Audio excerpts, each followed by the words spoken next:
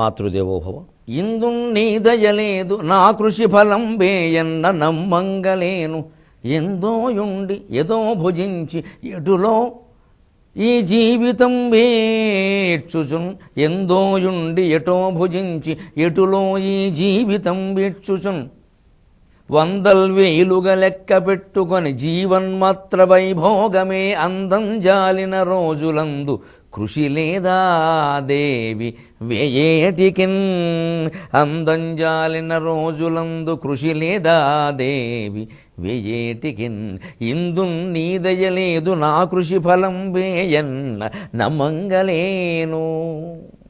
కర్మ మార్గాన్ని అనుసరిస్తూనే జ్ఞాన మార్గాన్ని ఎలా అందుకోవాలో మనకు అవగాహన కావిస్తూ ఉన్న మహాభారత కథాశ్రవణం కోసం ఎదురు చూస్తూ ఉన్న భక్తి టీవీ ప్రేక్షక మహాశయులందరికీ కవి బ్రహ్మ ఉభయ కవి మిత్రుడు తిక్కిన సోమయాజి రచించిన ఆంధ్ర మహాభారతం ఆనుశాసనిక పర్వానికి సాగుతున్న సామాజిక వ్యాఖ్యలో 1522వ భాగానికి స్వాగతం పలుకుతున్నాం.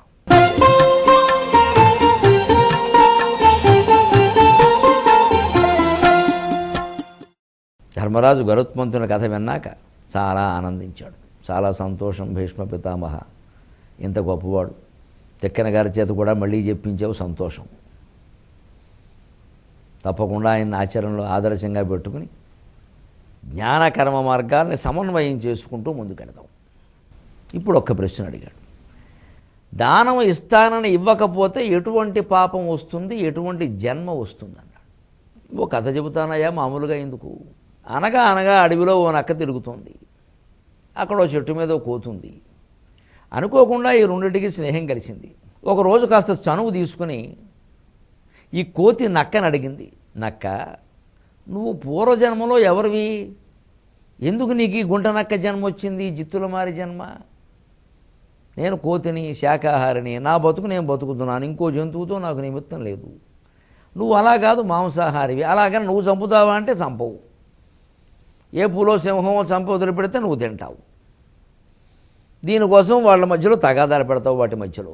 అందుకే జిత్తులు మారన్నారు. నీకు ఎందుకు వచ్చింది ఈ కర్మ? అసలు కొన్ని జీవులకండి జన్మ ఎత్తిన పూర్వజన్మ సంస్కారం ఉంటుంది, దానివల్ల వాటికి అవి గుర్తుంటుంది. మానవులు చెప్పగలగచ్చు, మిగిలిన వాళ్ళు చెప్పలేక. ఇది అరుదుగా ఉంటుంది. ఇక అన్నాను కదా అని అందరి వెనకాల పడకండి, అరుదుగా, చాలా అరుదుగా ఉంటుంది. అది ఒక తపస్సాధ్యమైన ప్రక్రియ.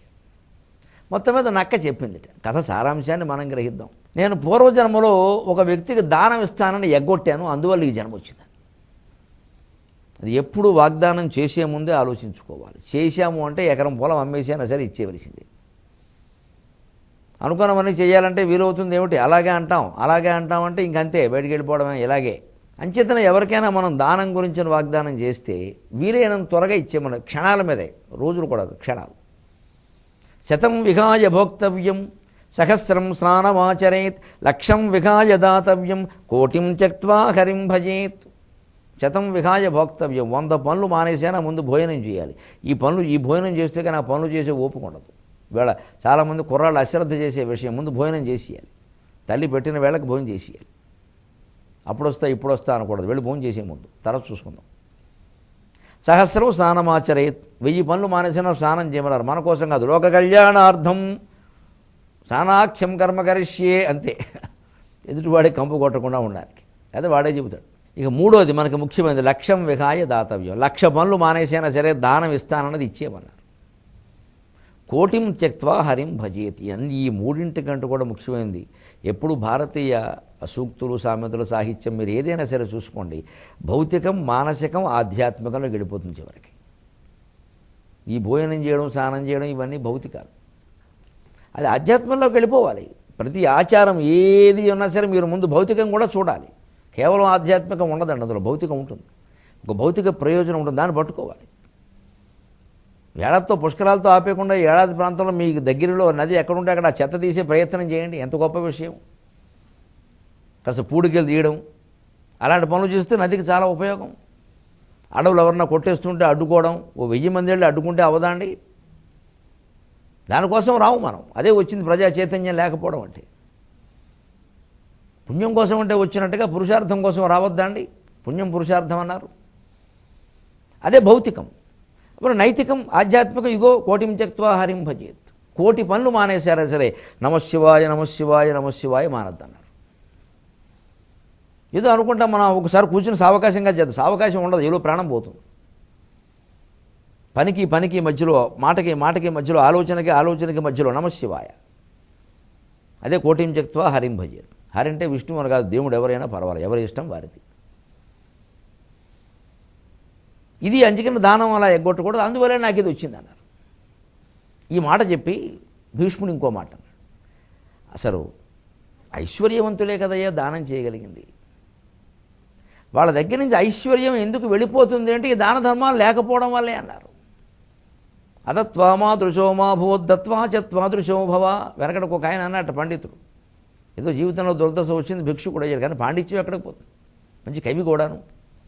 అందుకని ఇంటింటికి తిరుగుతున్నాడు, విచిత్రమైన మాట మాట్లాడుతున్నట్టు. ద్వారమటన్ భిక్షు బోధతేన చ యాచతే అదత్వామాదృశో మా భూత్ దత్వా చ త్వాదృశో భవ. ఇంటింటికి తిరుగుతున్న ఈ భిక్షుకుడు యాచిస్తున్నట్టుగా లేదు, ఏదో బోధిస్తున్నట్టుగా ఉంది. ఏమంటున్నట్టంటే అదత్వామాదృశో మా భూత్, బాబు దానం చేయకుండా నాకు మళ్ళీ అవ్వకండి, దత్వాచ త్వాదృశో భవ, దానం చేసి మీకు మళ్ళీ మీరు ఉండండి. అంటే నాకు కనుక మీరు దానం చేయకపోతే నా చెప్ప మీ చేతిలోకి వస్తుంది, మీ మేడ నా చేతిలోకి వస్తుందని చెప్పాడు. ఇంకెవడన్నా దానం చేయనివాడు ఉంటాడా? మొత్తం పదార్థాలన్నీ చెప్పలో పడ్డాయి. ఇదే భయం అంటే. మనకు ఆధ్యాత్మికంలో కొన్ని విషయాలు అలా చెబుతారు, ప్రలోభం, భయం. కానీ దాని నుంచి జ్ఞాన మార్గానికి మళ్లించాలి జనాన్ని. ప్రలోభాల పేరు మీద లాగడం, భయం పేరు మీద భయపడడం నడవదు ఎక్కువ కాలం. పైగా చిత్తశుద్ధిగా చేయరు, భయపడుతూ చేస్తారు, దాంట్లో తప్పులు జరిగిపోతాయి.